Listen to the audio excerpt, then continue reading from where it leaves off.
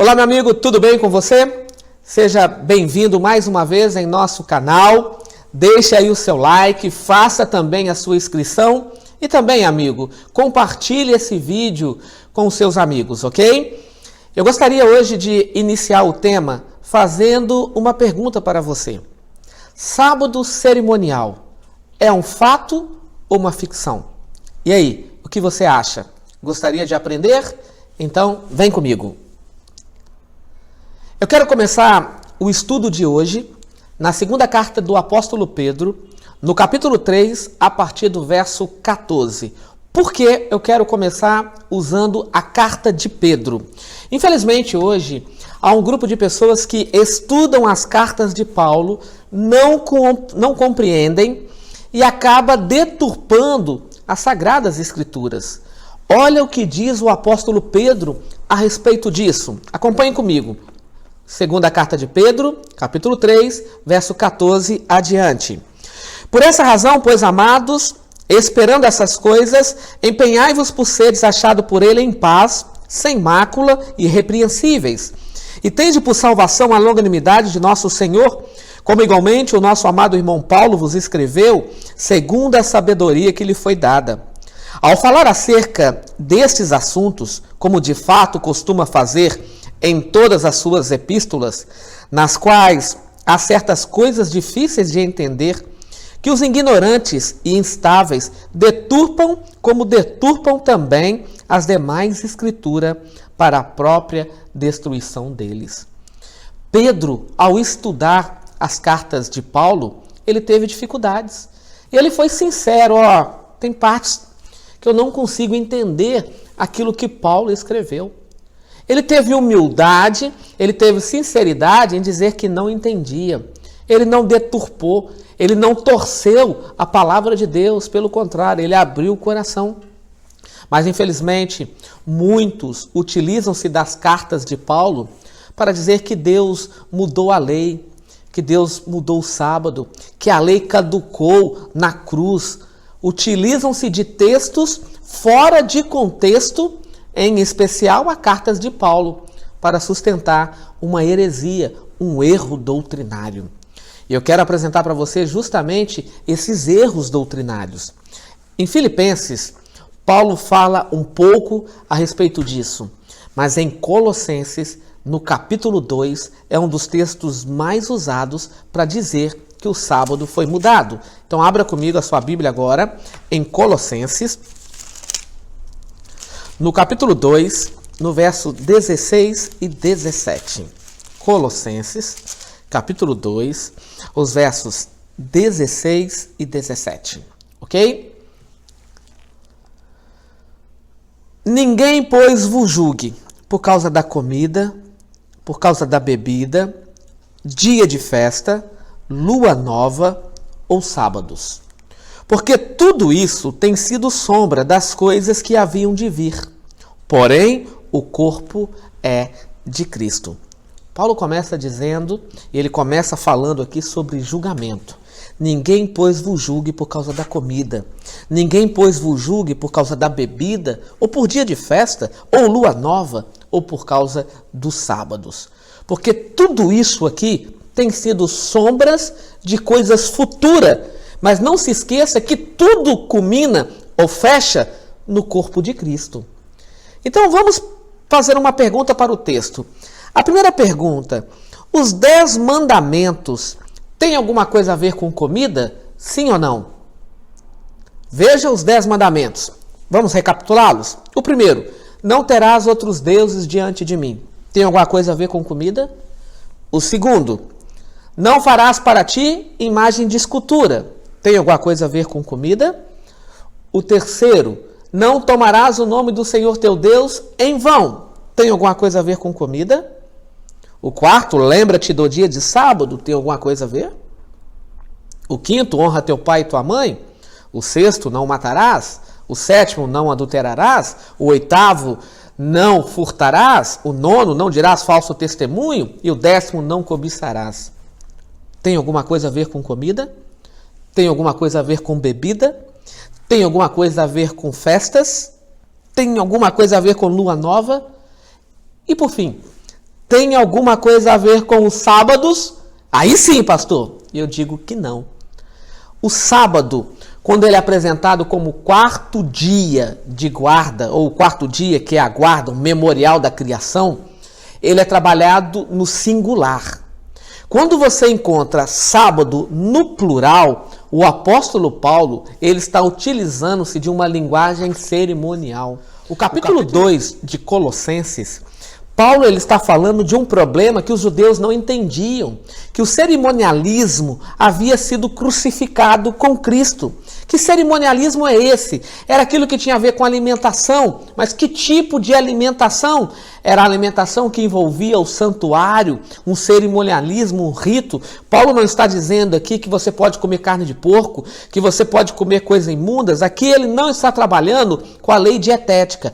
Paulo está utilizando-se de uma linguagem do santuário que já não era mais necessário. Porque quando Cristo morre, o véu se rasga. Sabe o que isso significa? E esse véu não foi rasgado por homens. Esse véu foi rasgado pelo próprio Deus. Porque a partir daquele momento, todo aquele rito, todo aquele cerimonialismo não era mais necessário. Porque o verdadeiro cordeiro foi sacrificado naquela sexta-feira. Quando Cristo morre, o véu se rasga, Jesus estava dizendo para todos, aqui se cumpre, tetelestai, está consumado, aqui está a primeira parte do plano da redenção, ou plano da salvação. Então quando Paulo ele está falando de festa, de lua nova, de sábados, mas pastor, eu quero entender melhor esse assunto dos sábados, eu vou explicar. Olha para o verso seguinte, 17, porque tudo isto tem sido sombra.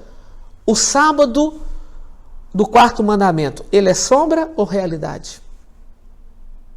O que você acha? Ele é uma sombra ou ele é uma realidade? Olha para o livro de Isaías, nos seus últimos capítulos. O sábado é estatuto perpétuo. Tamanho é que lá na nova terra, Isaías diz que de uma lua nova a outra lua nova, de um sábado a outro sábado, todos adoraremos ao Senhor. O sábado é efeito eterno, ele não é sombra, ele é realidade. Mas aqui Paulo está dizendo que tudo isso, ou seja, comida, bebida, festa, lua nova e sábado, tudo isso tem sido sombras das coisas que há de vir. Mas não se esqueça, porém é o corpo de Cristo. Deu para entender até aqui? Ainda não? Então vamos para o livro de Levítico, o capítulo 23. É a chave de Colossenses capítulo 2. Tudo que Paulo está falando em Colossenses capítulo 2 foi retirado, eu poderia dizer que é um Ctrl+C e um Ctrl+V. Porém, Paulo ele faz uma explicação teológica a respeito do capítulo 23. Mas o que tem que ficar na minha e na sua cabeça é, porém, o corpo é de Cristo. Todo esse cerimonialismo, ele se cumpre em Cristo, somente em Cristo. Levítico, capítulo 23. Disse o Senhor a Moisés, fala aos filhos de Israel e dize-lhes, as festas fixas do Senhor, que proclamareis, serão santas convocações, e são estas as minhas festas. E ele começa então apresentando. Mas sabe o que é interessante? Antes de Moisés abrir o quadro das festas, ele fala do sábado moral, ou seja, o sábado do quarto mandamento. Olha o que ele diz: 6 dias trabalhareis, mas o 7º será o sábado do descanso solene, santa convocação. Nenhuma obra fareis, é sábado do Senhor em todas as vossas moradas. Ponto. Antes de entrar na lei cerimonial, para que não haja confusão na cabeça dos judeus, Moisés, ele diz o seguinte, não confunda, este aqui é moral, esse aqui foi instituído por Deus na criação, este aqui foi escrito pelo próprio dedo de Deus, Êxodo 31, verso 18, foi entregue na minha mão, para que eu pudesse entregar para cada um de vocês. Então, esse sábado aqui, ele é moral. Agora eu quero apresentar para vocês os sábados cerimoniais. O que eram sábados cerimoniais? era um dia que o povo de Israel, como temos aqui em nosso país, ok? Os feriados. Eram 7 feriados que o povo de Israel guardavam, mas com um rito cerimonial que representava a salvação. Porém, o corpo é de Cristo. Lembra da fala de Paulo em Colossenses? Vamos lá então. Qual é a primeira festa ou qual é o primeiro sábado cerimonial? A Páscoa. O segundo, pães asmos. Terceiro, primícias. O quarto, Pentecostes. O quinto, expiação ou expiação. E tabernáculos. Estes são os 7 sábados cerimoniais. Feriados que tinha a ver com o rito do santuário que representa o corpo de Cristo, ok? Vamos então agora para a leitura de ponto a ponto a respeito do sábado cerimonial. Vamos lá. O primeiro, capítulo 23, verso 4. São estas as festas fixas do Senhor, as santas convocações que proclamareis no seu tempo determinado. Tempo determinado. O que isso significa? Que ele tem um tempo, ele tem uma duração, não é eterno. Ele teria um cumprimento. O que representa então? Verso 5. No mês primeiro, ao 14 do mês, no crepúsculo da tarde, é a Páscoa do Senhor. No dia 14 do mês de Nissan, Nissan é o mês de abril, então no dia 14 de abril, o povo de Israel então escolhia um cordeiro, matava aquele animal sem quebrar nenhum dos seus ossos e ele era assado. Esse cordeiro, ele representa Jesus Cristo, que também não teve os seus ossos quebrados. Você lembra do texto de Mateus? Esse cordeiro aqui, ele foi imolado na sexta-feira. Era um sábado cerimonial. Você lembra que o calendário de Israel não girava como o nosso, era um calendário lunar. Interessante que quando nós olhamos para este texto aqui, Ellen G. White é bem clara em dizer que Cristo, ele foi morto na sexta-feira, que marcava justamente a sexta-feira ou o sábado cerimonial. Ou seja, Cristo tinha uma data certa para morrer. O dia 14 do mês de Nissan. Cristo morre no dia 14 de abril, às 3 horas da tarde, quando o segundo cordeiro era imolado, o cordeiro da tarde. Ali foi o último sacrifício feito naquele dia. Há estudos que dizem que quando Cristo morre na cruz, o sacerdote estava no templo imolando um cordeiro e o cordeiro levantou e saiu correndo. Isso é relatado por Flávio Joséfo. Os animais fugiram naquele dia porque o verdadeiro cordeiro estava sendo crucificado. Sabe o que é interessante? Hoje, a Páscoa, na cabeça de muitos, representa um ovo de chocolate de um coelho. O coelho nem coloca ovo, né?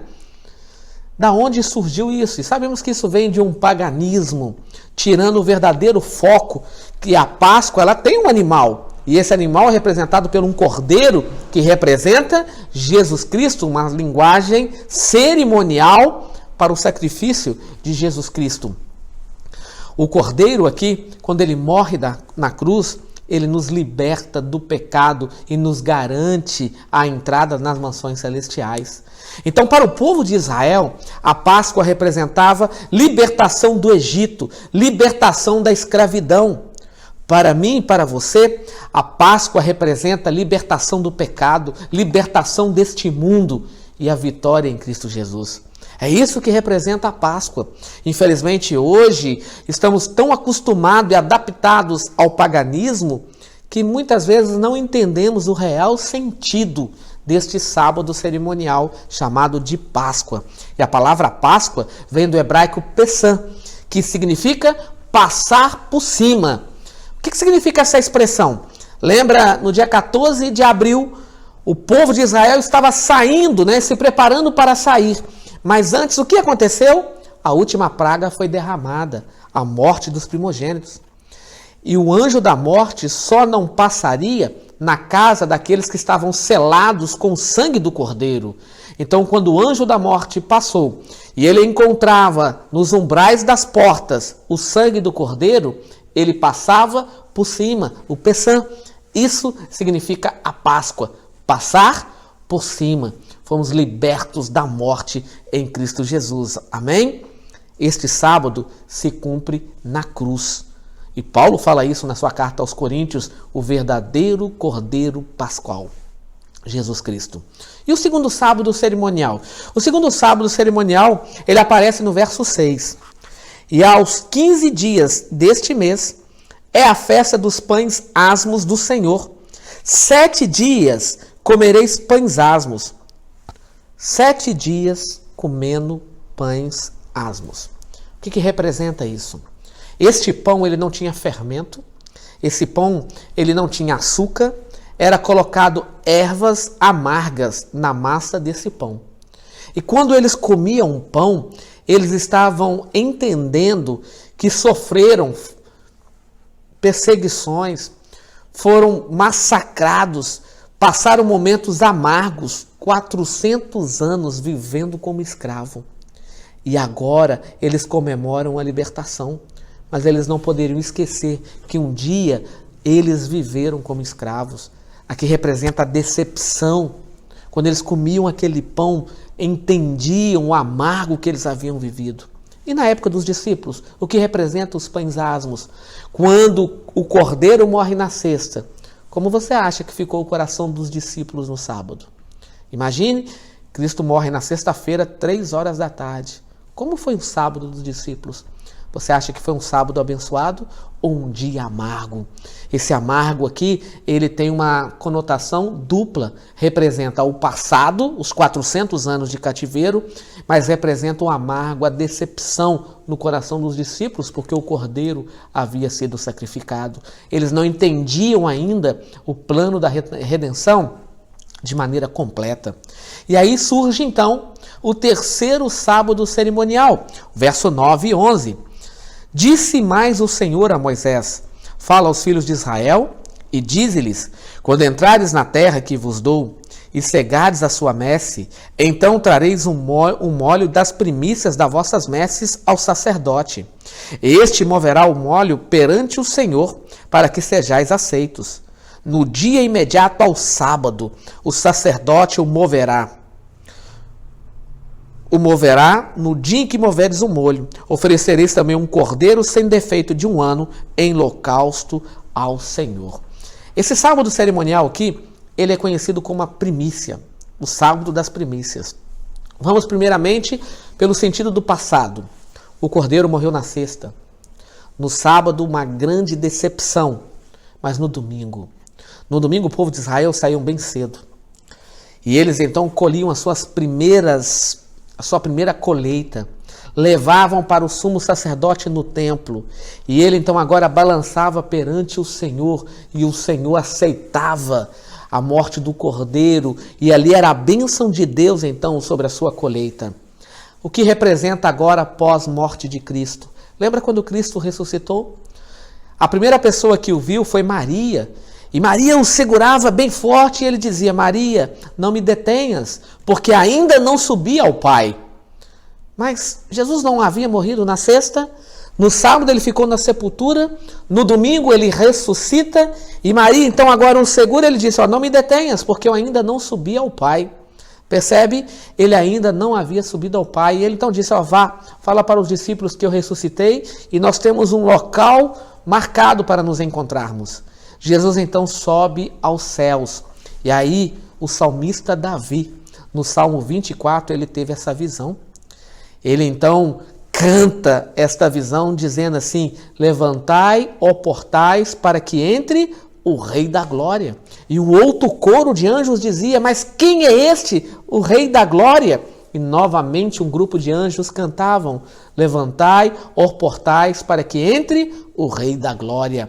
As portas se abrem de Jerusalém, celestial, é claro, e Cristo entra na presença do seu Pai.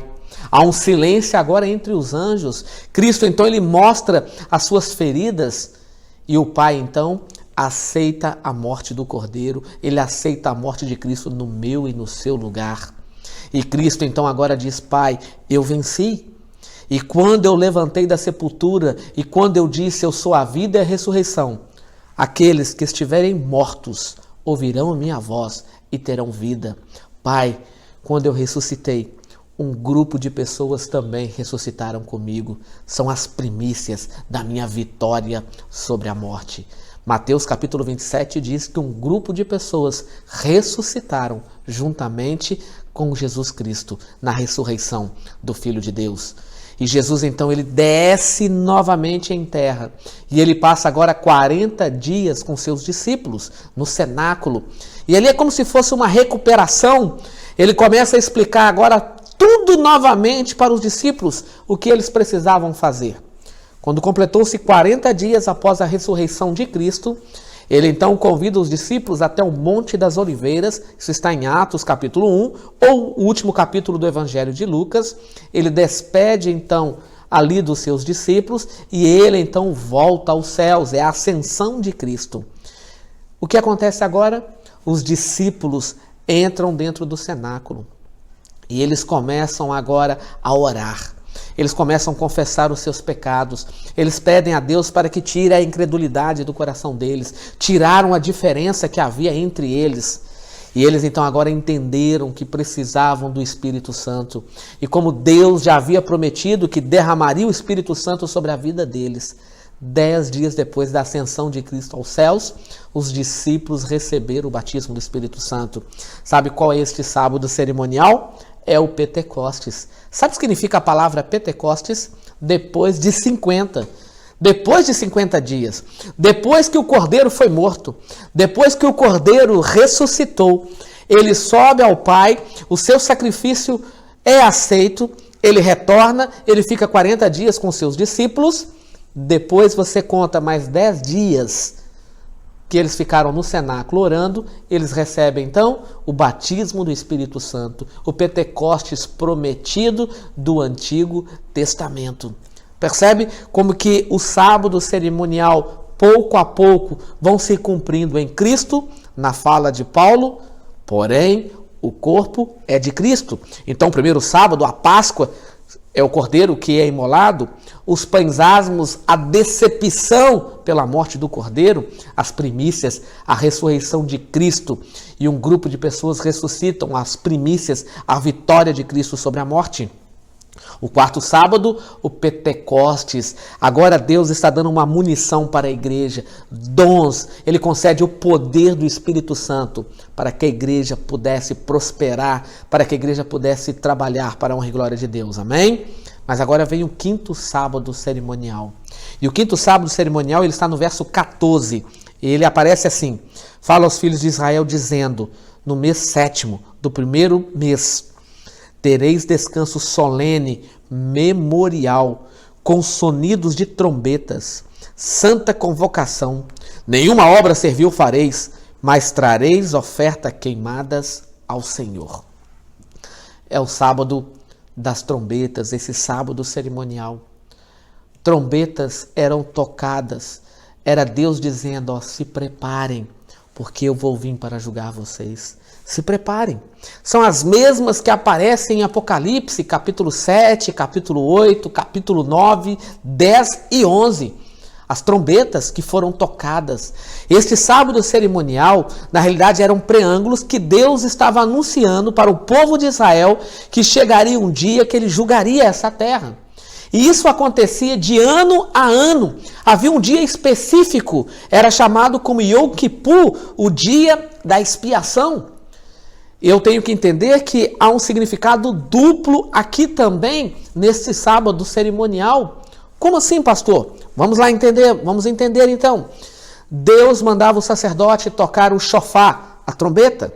E quando ele tocava esse instrumento, ele estava dizendo, se preparem. Está chegando a hora do julgamento. Está chegando a hora de Deus purificar o santuário. Está chegando a hora. A palavra purificar, aqui é a mesma usada por Daniel, no capítulo 8, verso 14, que diz que o santuário seria purificado. Essa palavra, dikaios, significa justificar. Deus está dizendo, ó, eu vou justificar o meu povo. É a palavra tsadek no hebraico. Tsadek também significa justificar. E o justificar aqui, esse verbo, significa julgar. Deus estaria colocando o seu povo em um julgamento. Mas lembre-se, o julgamento de Deus aqui, esse julgamento não era um condenatório, era um julgamento salvífico, era Deus fazendo de tudo para salvar o ser humano. É Deus fazendo de tudo para salvar o ser humano. E ele era chamado como fase de investigativa, o Yom Kippur, o dia que Deus cobre, o dia que Deus prepara todo o templo, o santuário, para salvar o seu povo. O que acontecia? Você conhece bem a história, Levítico capítulo 16, 2 bodes vinham à presença do sacerdote, ele lançava então agora sobre ele sorte. O que caía à sorte era chamado de bode Azazel. Esse bode Azazel era levado para o deserto para morrer. Esse bode representa Satanás. O outro bode, ele morria com expiatório. Esse que morre, ele representa Jesus Cristo. O outro bode, ele representava Satanás. Ele não morre, ele é levado para o deserto. Então você tem um bode que morre e você tem um bode que não morre. Azazel é traduzido por muitos como líder dos anjos rebelados. Era um anjo que representava Satanás. E este sacerdote que levava ele para o deserto e ali o deixava para morrer, esse sacerdote ele precisava passar por todo o sistema de purificação quando retornava para o santuário. Agora, sabe o que é interessante? Está em harmonia com Apocalipse capítulo 20, quando Satanás, o bode Azazel, vai ficar 1000 anos sozinho aqui nessa terra deserta, sem ninguém para tentar. Representa justamente esse momento. Como o bode era levado para o deserto, Satanás ficará aqui 1000 anos sozinho nessa terra. Este sábado cerimonial, ele pode ser muito bem chamado como dia de graça, ok? Nós estamos vivendo dentro do tempo da graça. Tempo da graça. Ele se encontra no verso 26. Disse mais o Senhor a Moisés, mas ao 10 deste mês, 7º, mês de outubro, ok? O dia 10 aqui é o nosso 22 de outubro. Afligireis a vossa alma, trareis oferta queimadas ao Senhor. Nesse mesmo dia nenhuma obra fareis, porque é o dia da expiação, para fazer expiação por vós perante o Senhor, o vosso Deus. Nesse dia, um cordeiro morria também, representando a Cristo. O bode morria, representando a Cristo. Todo animal que morria representava a Cristo. Mas Azazel não morre, é levado para o deserto, representando Satanás, ok? Existem muitos irmãos de igrejas evangélicas que dizem que os 2 bodes representam a Jesus Cristo. Não, Azazel prefigura Satanás. O bode que morre representa Jesus Cristo. E este período, dia da expiação, o Yom Kippur, ele está acontecendo hoje conosco. Estamos dentro de um período chamado de juízo investigativo. Estamos dentro do grande dia da expiação, onde o sumo sacerdote está no Santo do Santo intercedendo por nós. E quando ele sair dali, ele vai dizer, tetelestai, acabou, está consumado. Fecha-se então a porta da graça. E aí então temos a abertura, ou poderíamos dizer o 7º sábado cerimonial, chamado de tabernáculo. Verso 42. 7 dias habitareis em tendas de ramos, todos os naturais de Israel habitarão em tendas. Amigos, após o dia da investigação, após Yom Kippur, o povo de Israel voltavam para o deserto, montavam tendas e habitavam ali durante 7 dias. Era montada uma mesa grande, farta de alimentos, e todos se assentavam ali e celebravam, porque os pecados foram perdoados, o santuário foi purificado. É como se Deus tivesse dado uma página nova para eles, dizendo, ó, não há mais pecado entre o meu povo, os pecados foram perdoados, porque aqueles que não confessavam e não abandonavam os seus pecados, no dia do Yom Kippur, caíam mortos. Eles caíam durinho, mortos, porque não haviam abandonado os seus pecados. Mas aqueles que estavam vivos estavam celebrando, porque Cristo havia dado a vitória para eles através da sua morte. Só que era algo que acontecia no passado. E conosco, o que tem a ver? Lembra de Mateus capítulo 8, verso 11, diz que quando Cristo voltar, ele vai nos levar para o céu, assentaremos-se à mesa com Abraão, com Isaac e de Jacó, e virão todos do Oriente e do Ocidente. Percebe que bênção? Aqui representa justamente este momento. Então, amigos, quando olhamos para a Bíblia, encontramos os 7 sábados cerimoniais. Um dia alguém me procurou e disse assim: pastor, mas o sábado ele foi abolido. Eu disse: tá, qual dos 9? Percebeu? Qual dos 9? Encontramos 7 sábados cerimoniais aqui. Você tem o sábado moral também dos 10 mandamentos. E tem o sábado milenal de Hebreus, capítulo 4. A Bíblia apresenta 9 sábados. Qual deles Jesus pregou na cruz? Olhando para o texto, percebemos que todos aqueles sábados que tinham a ver com o ritual do santuário se cumpre em Cristo. Porém, o 6º e o 7º ainda não aconteceram. Aconteciam com o povo de Israel de uma maneira simbólica, mas agora estamos dentro de um deles, que é o 6º. O sábado, ele não pode ser confundido com o sábado cerimonial. A lei não caduca, não há esse problema, porque o sábado cerimonial, ele se cumpria em Cristo, mas o sábado moral, ele é estatuto perpétuo, diz a palavra de Deus. O 7º dia, a Bíblia é muito clara em dizer, Deus ele pega o mundo da desordem e ele coloca em ordem. Foi o primeiro dia, desordem em ordem, o segundo dia, desordem em ordem, o terceiro dia, 6º dia, desordem em ordem. Agora tudo está pronto, ele cria o 7º dia e o dia 7º foi criado para descanso solene para todos os filhos de Deus. O 7º dia, chamado de sábado, a palavra sábado, Shabá, significa descanso, e é um descanso solene que Deus concede a mim e a você. É por isso que a Bíblia diz assim: assim pois foram acabados os céus e a terra e todo o seu exército, e havendo Deus terminado no dia 7º a sua obra que fizera, descansou nesse dia de toda a sua obra que tinha feito. E abençoou Deus o dia 7º e o santificou, porque nele descansou de toda a obra que como Criador fizera. Tudo isso alguém pode dizer: pastor, isso é coisa do Antigo Testamento. O Novo Testamento não fala da guarda do sábado. Isso é coisa de adventista. Lucas capítulo 4, no verso 16 e 31, Jesus guardava o sábado, diz assim, como de seu costume. Jesus guardava o sábado. Indo para Nazaré, onde fora criado, entrou num sábado na sinagoga, segundo o seu costume, e levantou-se para ler, e desceu a Cafarnaum, cidade da Galileia, e lá os ensinava no sábado. Jesus guardava o sábado. A Virgem Maria também guardava o sábado. Sabia disso? Uma vez um irmão católico disse assim: pastor, vocês deveriam guardar um mandamento que diz que precisamos honrar Maria. Eu falei: eu não conheço esse mandamento. Tudo bem, mas você acha que você honra Maria? Claro, Maria é nossa mãe. Falei: amigo, eu discordo. Do que? Que Maria é nossa mãe? Eu falei: não quero entrar nem nesse mérito. Sabe o que eu quero dizer para você? Que você não obedece Maria. Que isso, pastor? Eu falei: você não obedece Maria. Leia Lucas capítulo 23, nos versos 54 e 56. Maria guardava o sábado, você sabia disso? Que isso? Leia comigo. Era o dia da preparação e começava o sábado.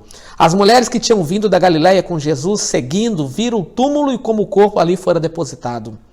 Então se retiraram para preparar aromas e bálsamos, e no sábado descansaram, segundo o mandamento. Entenderam? Maria guardava o sábado. Você guarda o sábado, amigo? Não. Então você não honra Maria, porque Maria guardava o sábado. E ela disse assim em João, capítulo 2, faça tudo que ele vos disser. E aí, você tem feito tudo que ele mandou? Própria Maria, ela disse isso. O próprio Cristo disse: eu não vim para revogar, eu vim para cumprir. Nenhum i ou um tio jamais passará da lei. Alguns dizem assim: pastor, mas o sábado, ele é guardado por quê? O sábado ele é guardado porque é bíblico. Jesus guardou o sábado, os discípulos guardavam o sábado, Paulo guardou o sábado, Maria guardava o sábado. O sábado ele é bíblico De Gênesis ao livro do Apocalipse, você só encontra Deus mencionando a guarda do sábado. Mas sabe por que muitos guardam o domingo? Por causa da tradição. Olha o que Cristo disse a respeito da tradição. Mateus 15, verso 3. Ele, porém, lhes respondeu: por que transgredis vós também o mandamento de Deus? Por causa da vossa tradição? As pessoas estão transgredindo a lei de Deus. As pessoas estão violando os mandamentos de Deus por causa da tradição. Tiago, capítulo 2, ele diz: não adianta você guardar 9, você tropeça em 1, porque a matemática de Deus, 10 menos 1 é 0. Não adianta, amigo, guardar 9 mandamentos se eu não guardo o sábado. É como se eu tivesse transgredido todas.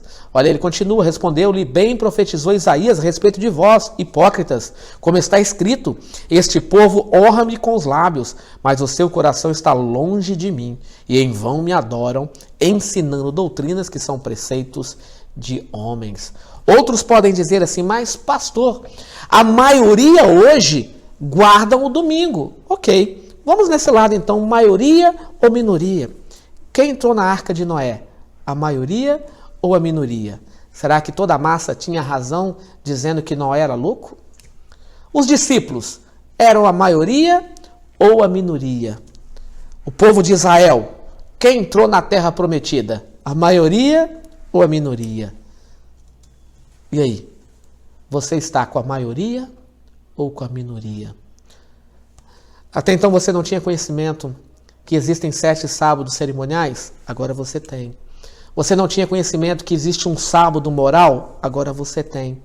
E não seria prudente dizer: Senhor, eu entendi e eu quero honrá-lo guardando o 4º mandamento. Talvez eu esteja falando para algum adventista que esteja afastado. Não seria o momento de voltar também para os braços do Senhor? Amigos, o sábado é um estatuto perpétuo. Não gostaria você de experimentar essa bênção? Sim? Então ore comigo. Senhor Deus e Pai, obrigado pelo estudo da Tua Palavra. Obrigado por entendermos que existe sábados cerimoniais e existe sábado moral. Obrigado por entendermos que o sábado cerimonial se cumpre em Cristo. E o sábado moral é um presente que o Senhor nos concedeu para repousarmos, para descansarmos, para ter as nossas baterias recarregadas. Um dia de bênção onde nos desconectamos do mundo e conectamos unicamente a Ti. Então ajude-nos a desfrutarmos desta bênção, pois te pedimos no nome de Jesus. Amém. Deus te abençoe e até o próximo vídeo.